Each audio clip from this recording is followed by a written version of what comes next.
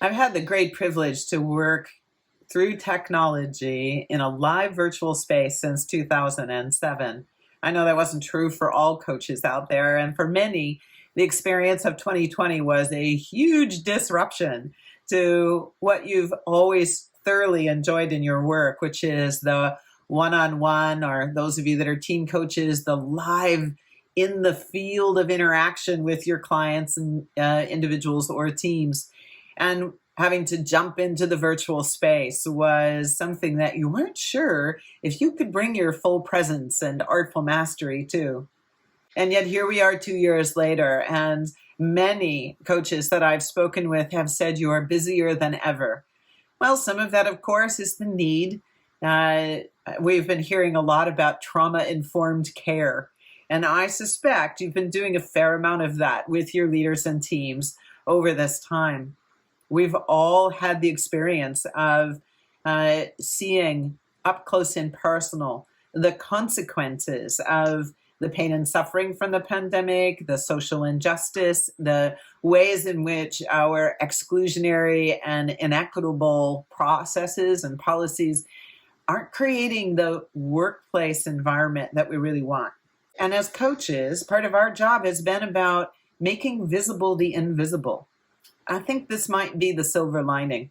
I don't think there's any go back to normal. So all those muscles you've built to bring your full presence and artful mastery to your clients over this 2 years has built a foundation that will allow for more humanity. People didn't need to be quite so formal and buttoned up. You've been able to relax into your ordinary as well.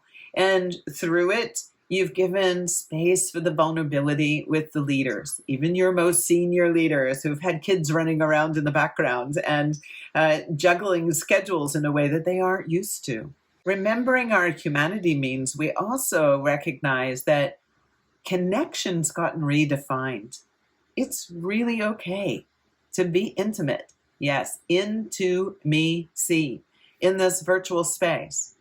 We'll get back to live in person, but we'll do it when it really matters, not flying across 3,000 miles to spend 3 hours in a meeting and get on a plane and fly 3,000 miles back. We don't need to do that anymore.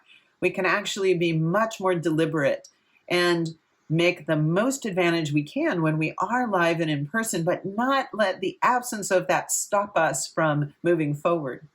We went from holding our breath in 2020 to deep belly conscious breathing, one foot in front of the other, restoring our sense of care, restoring our sense of self-respect and other respect, asking, good morning, how are you? Really, how are you? And waiting for the answer to come back before we jumped into the doing. The doing isn't going away.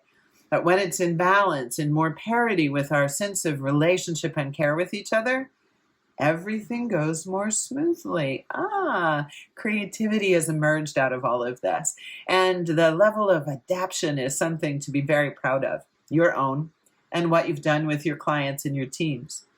2022, to me, shines very brightly with a lot of optimism and a way to continue to deploy the creativity that the disruptions gave us a glimpse of. And now we've been to the gym of building our own muscle of how to adapt to disruption. Celebrate that in this season. And as you start to envision 2022, remember, restoring yourself is super important if you want to be present to help others remember to restore themselves. And that's the job of leadership. You make a difference in the world, and I'm so happy to call you friend and colleague.